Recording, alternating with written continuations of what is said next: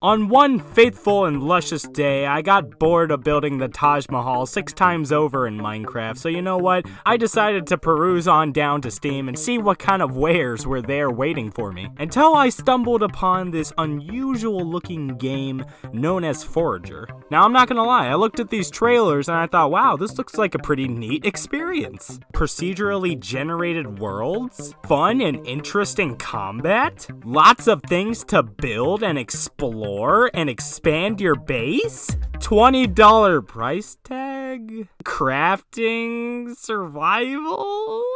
No! Usually whenever I'm on Steam, a $20 price tag is not a very comforting sight. Dead by Daylight looked like an interesting experience to me, but oh boy, look at that $20 price tag. Oh hey, guess what? The game is crap. But you know what? Some of my favorite games of all time were $20. Borderlands 2, amazing game, well worth the price, probably worth $60 in my opinion. Sitting at a modest $20 price tag, and yet it is still one of the greatest games I think I've ever laid my eyes upon. So you know what? I thought to myself, I might have lost my entire life savings of $20 to this bet before. But you know what? I decided to take the leap of faith and just throw all my $20 on black. And you know what happened? Yeah. This game kinda slaps.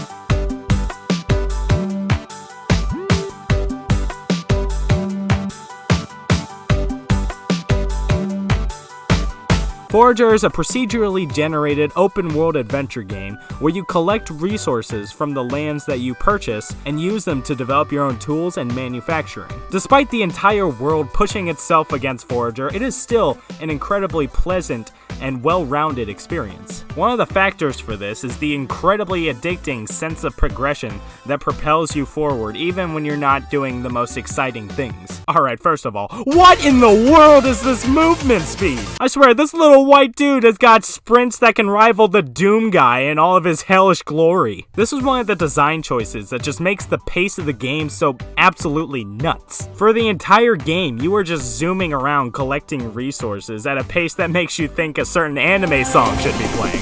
The speed of your character really helps to aid the mundane grind that composes a decent amount of the game. Not to mention the light speed rate at which the game rewards you with resources and different islands. One of the main sources of progression in this game is the gold that you earn for doing various activities while playing. The biggest thing that you use gold for is buying plots of land, but there's other things you could do like spend it at the market, or even use it for certain NPC events that spawn throughout the world. And you know what? I found myself forgetting how much gold I have because the game just showers you in this stuff. I would rather them shower me in this stuff than randomly just tinkle it onto me every now and again so that maybe I could possibly afford something to buy. Possibly, no, we don't want the player to feel too rewarded. No, we don't want that. So many survival games are so scared to just make the player rich, but you know what? Forager doesn't even care because it has enough stuff for you to buy where you feel like you're getting rich, but in reality, you are barely over middle class, buddy. I mentioned before that you can use gold to buy new plots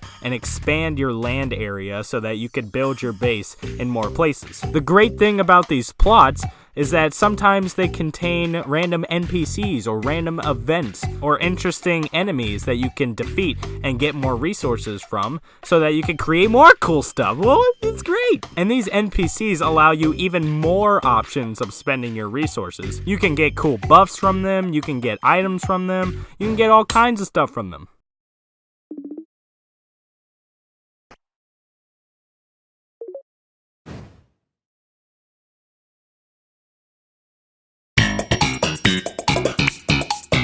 Another great thing about these plots is, while yes, they do give you area for items to spawn in, they also have these neat little puzzles every now and again that give you a big ol' honkerin' chest There is also an incredibly wide variety of buildings that you can create that give the gameplay endless possibilities. I mean, just look at this big old skill tree. A skill tree in a survival game is nothing new, but Forager keeps it simple to 4 different sections in each of the corners. If you want to focus on magic and combat, you can do that just by clicking on these things right here that I barely touched. Or if you want to focus on your economy like a Chad, then you can do what I did and just pump every single skill point into that corner. Come on, baby, we're going to Wall Street. One of the greatest things about Forager is just how much content there is to digest. You've got these skill trees, you got these islands, you got these NPCs, you got every single resource that just spawns onto your island. Forager never really felt like it was becoming stale. And that is a huge problem that I have with so many survival, crafting, exploration, nonsense bullcrap. And it is an incredible feat that most of this gameplay loop is engaging. You know that feeling of intense satisfaction when you spend a few moments racking your brain trying to find a nice parkour formula in order to obtain a moon within Mario Odyssey? Well, Forager is literally that feeling on crack rapid fire. I swear, something's flying in my face every 2 seconds in Forager. Like, bam, leveled up. Bam, you got a pickaxe. Bam, you got a hammer. Bam, you killed some beats in cold blood. And you would think that this kind of gameplay loop would get annoying after a while, but it doesn't happen so frequently that it does get annoying. I believe that this game is teetering on a perfect middle ground in terms of its game design. But honestly, the cherry on top of this delectable tree cake is just the visuals of all of it. Everything's always moving, everything slightly shifts whenever you mine it. You get this cool little animation every time you level up. NPCs are just moving around all over the place all the time. Enemies are just bouncing up and down. It's just bonkers. All of it just coincides very well with the fast-paced nature of the rest of the game. And the simplicity of it all is really just charming. You might look at something like this and think, oh, well, the developer didn't really spend that much time on it.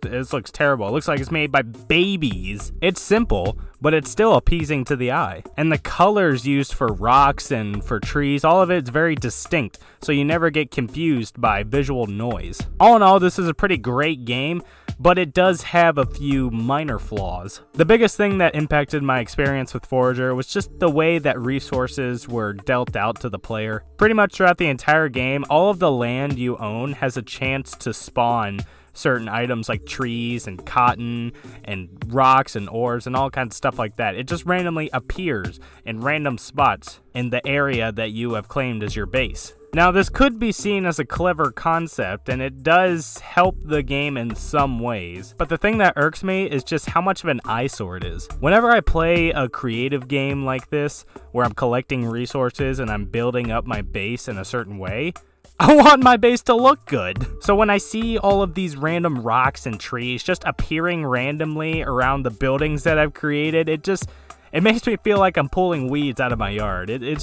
It makes collecting resources feel more like a chore sometimes than as engaging gameplay. And this gets worse and worse the farther you get in the game. Now, I don't know what kind of code they got going with this random spawning of these resources, but how it works essentially is that the more land you have, the more things you're gonna have to mine and destroy and just get off of your property.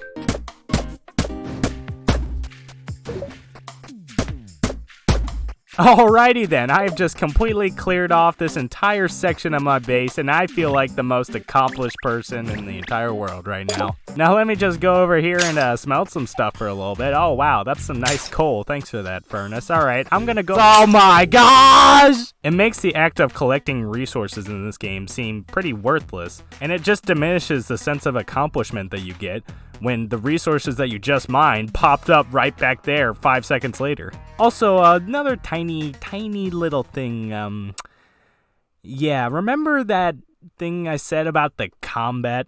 Fun and interesting combat? Well, yeah. I'd probably say that whack-a-mole is a little bit more engaging than this. Just like the resources, enemies just randomly spawn throughout your base, and you have to get rid of them or else they're gonna attack you constantly. And again, it just feels like something I need to do rather than something I want to do. It's like when you find a cockroach in your house. You don't look at that thing and be like, oh, Wow, can't wait to kill that thing and harvest its resources so that I can build more stuff in my house. Now, there's one instance where the combat wasn't necessarily boring, and that was in one of the dungeons that you can find on your island. Walk around, find some stuff in chests. It's pretty fun. I'd say it's a nice change of pace from the normal gameplay loop. But then you get to the boss. And it starts out pretty simple. You realize pretty quickly that this guy won't die to just 2 swings like most of the other stuff in this game. So you start whacking on it and you start spawning these little enemies. Oh, well, yeah. Come on, give me a challenge. What's wrong with you, game? Make it stop! Make it stop! But you know what? Despite my criticisms, this is still an amazing game that is well worth your $20. It's simple, it's engaging, it's got loads of content. And most importantly, it's just a really fun time. And I believe that Forager deserves a nice little 7 out of 10. Not a perfect game, but I definitely believe it is one that most people will enjoy.